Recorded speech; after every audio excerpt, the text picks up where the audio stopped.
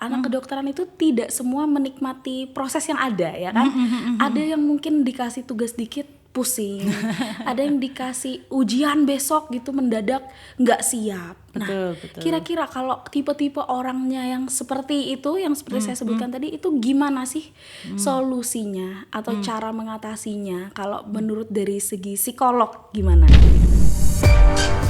Bising, bincang santai bareng Ibu Jenny. Welcome to Bising, bincang santai bareng Ingenio. Oke, tepuk tangan dulu. Iya, kita udah kedatangan tamu yang spesial di episode kali ini ya.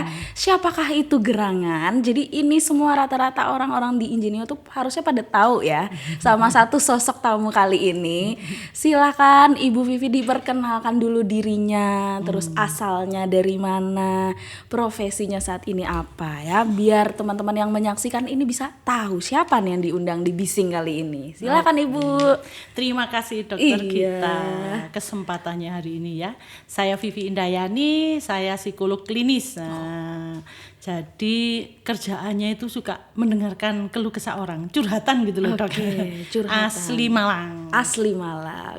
Oke, hari ini kita mengundang Ibu Vivi ini tentunya ada tujuannya ya Bu ya. Oke. Salah satunya ini bisa menjadi mungkin wadah konsultasi gratis mungkin buat teman-teman semua yang mungkin ada permasalahan atau kebingungan gitu ya Bu ya. Karena Bu Vivi ini kan psikolog ya berarti ya Bu ya. Psikolog yang bisa mendengarkan dan juga memberikan solusi tentunya buat teman-teman, terutama di sini kita mau menekankan tentang anak-anak fakultas kedokteran mungkin ya. Ya. Kata orang nih Bu, Iya. anak-anak fakultas kedokteran tuh tingkat stresnya lebih tinggi katanya. Gimana tuh menurut Bu Vivi? Apakah benar seperti itu? Iya dokter Gita. Jadi kalau menurut saya karena mungkin ritme belajarnya itu lebih ya dibanding kalau jurusan-jurusan lain. Sebenarnya kalau kita katakan bahwa kalau pasti anak kedokteran stres ya enggak kan gitu ya. Iya. Kalau mereka menikmati gitu ya dengan belajar banyak, kemudian mungkin bimbingan-bimbingan gitu ya, mungkin cari daftar pustaka dan lain-lain itu dengan sibuk tapi mereka menikmati ya nggak akan stres Nggak akan gitu stres ya. ya. Gitu. Ada di garis bawahi kata menikmati gitu. Betul. Berarti ya. kan tidak semua nih Bu, anak kedokteran itu tidak semua menikmati proses yang ada ya kan.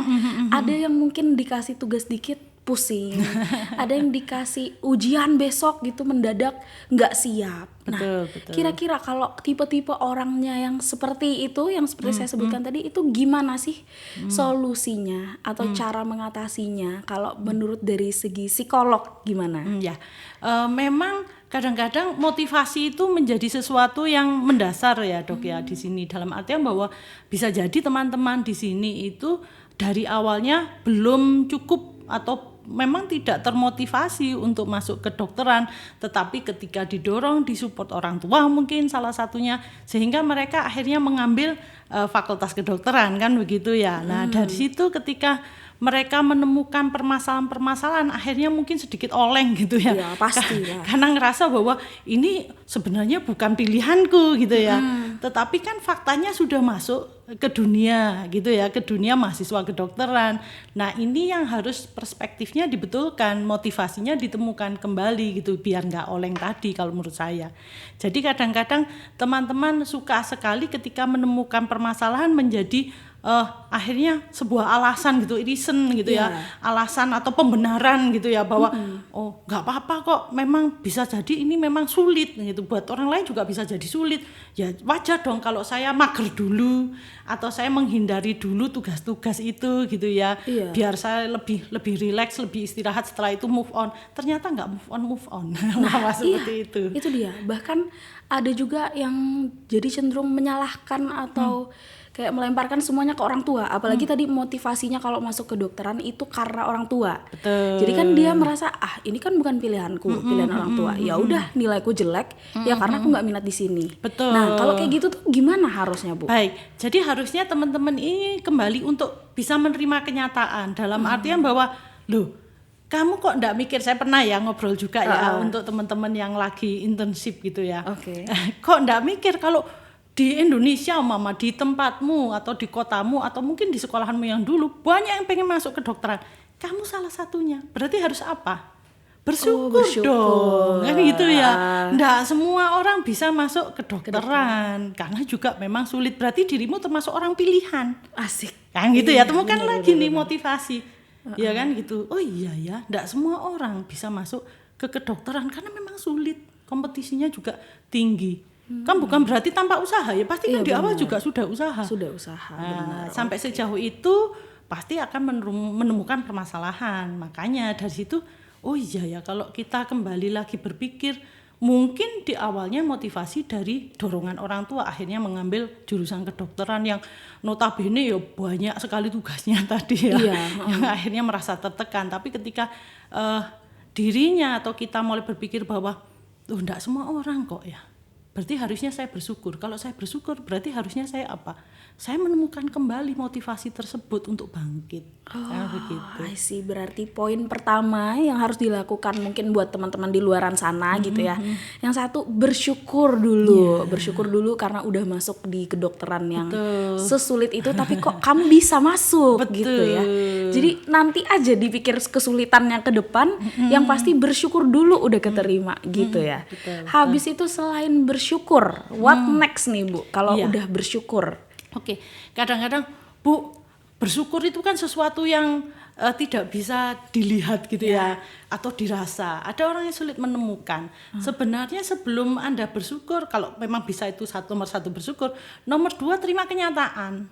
Terima kenyataan nih. Anda sekarang statusnya sebagai mahasiswa kedokteran, terima kenyataan tersebut gitu loh, bahwa ya ini adanya, apa adanya.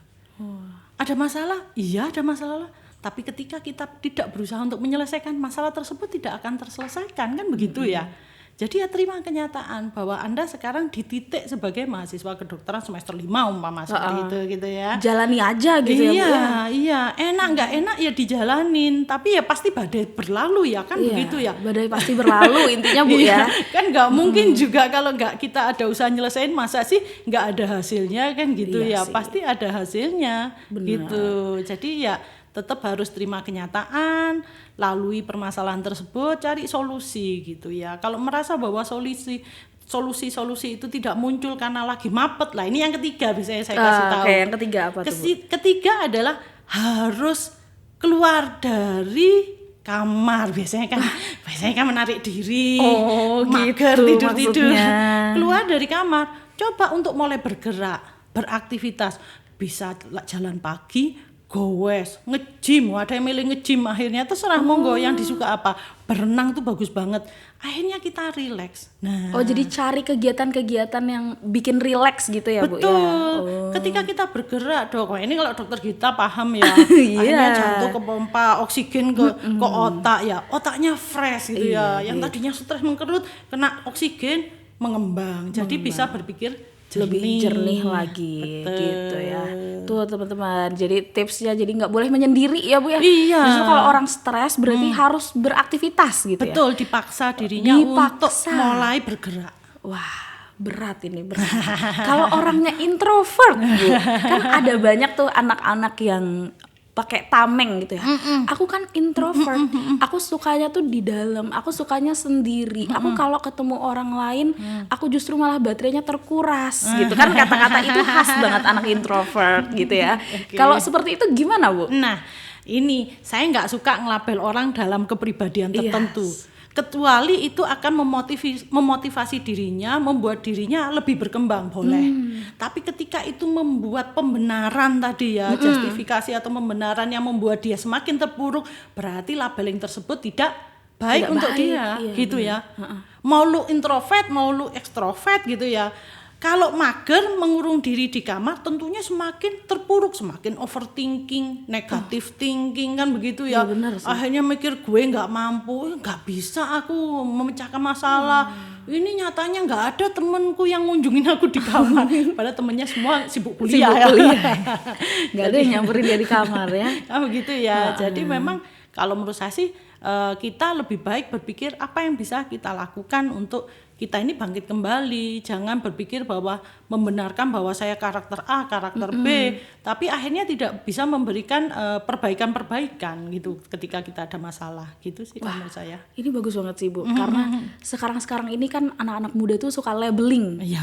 suka kayak aku kan introvert jadi ya kayak gini, aku kan extrovert jadi aku kayak gini adanya. Tapi ternyata seperti itu tuh nggak bagus ya Bu ya. Enggak bagus sebenarnya kalau Oke. saya. Karena sebuah kepribadian itu growing ya. Kepribadian itu kan berkembang gitu ya. Orang berubah. Ketika orang itu cuma berpikir, oke, saya tipe A gitu ya. Saya nyaman dengan tipe A. Loh, padahal sebenarnya kalau dia mau melihat tipe-tipe yang lain, dia melihat mungkin semangatnya temennya, motivasi temennya juga struggle, temennya juga kesulitan ketika menjadi mahasiswa. Tapi kan dengan dia melepaskan label-label tersebut itu membuat dia sebenarnya matanya lebih terbuka untuk mendapatkan masukan-masukan atau pembelajaran dari orang lain. Tapi ketika kita berkutat hanya labeling introvert aja gitu, akhirnya itu menutup matanya sendiri untuk bisa berkembang lebih baik gitu ya. Kenapa saya nggak mencoba menjadi ekstrovert? Boleh kok, emang ada larangan kan? Nggak juga ya. Iya sih, tapi apakah harus gitu? Misalkan harus nggak sih si introvert ini berusaha gitu menjadi extrovert? Atau sebenarnya ya nggak apa-apa, kamu introvert, kamu extrovert, tapi carilah kegiatan yang positif, jangan mengurung diri. Mungkin seperti itu kali ya maksudnya Bu ya. Boleh seperti Mungkin orang introvert kan memang suka melakukan segala sesuatunya sendiri, tapi lakukanlah itu di luar gitu ya. Mungkin maksud Ibu gitu ya. Boleh, atau boleh, pemahaman gitu. saya salah gitu Bu. Nggak Mungkin- sih, nggak ada salah benar dong. Oh, Ini kan iya, nggak ujian kita ya. Makanya ini saya sekaligus konsultasi gratis juga ya, sambil didengerin sama teman-teman semua. Baik, kalau menurut saya ya itu tadi, coba kita berusaha untuk membuka mata aja gitu ya, membuka mata, membuka pikiran kita, hati kita, bahwa apapun yang kita lakukan sebenarnya itu akan berimpact atau berakibat kepada kita ke depannya gitu ya. Ketika kita selalu berpikir bahwa oh kalau introvert saya berarti penyendiri gitu. Padahal nggak gitu nggak juga ya. gitu. Emang dia nggak boleh berteman? Ya kan boleh juga dia berteman gitu ya. Apakah kalau introvert akhirnya saya nggak mau nerima masukan orang lain? Nggak gitu juga kali kan gitu ya sebenarnya. Karena pada dasarnya kita makhluk sosial loh. Iya, bener banget. Setuju saya, manusia Berarti kan- itu makhluk sosial. Betul, berarti kan harus tetap kita berinteraksi, berkomunikasi, menjalin relasi, itu kan tetap harus dilakukan Iya, sebenarnya. bener banget ya Bu ya. Jadi kalau untuk label extrovert, introvert itu mungkin hanya sekedar pengenalan diri aja kali ya. Selebihnya kita sebagai manusia tetap wajib ada sosialnya ya, bersosialisasi meskipun ya beda takarannya extrovert sama introvert. Oke Bu, selanjutnya nih. Dari tadi kan udah ada 3 tips ya berarti ya Bu ya. 1 bersyukur, 2 terima kenyataan, terus yang ketiga tadi Harus bergerak, beraktivitas, jangan mager. Oh ya benar, jangan mager supaya memicu lagi ya, supaya ide-idenya lebih cemerlang. Terus penerimaan materinya mungkin nanti lebih lancar Betul, gitu lebih ya. fokus. Lebih fokus. Ih bener banget. Habis itu apa lagi Bu? Bising, bincang santai bareng Jenny. Sampah kita yang emosi negatif gitu, kita rilis, namanya rilis emosi negatif, dikeluarkan, dibuang sampah ini secara berkala agar kita nggak senggol bacok dok lek basa Jawa ini. Gimana caranya Senggol membuang bacok. secara berkala itu Bu? Nah,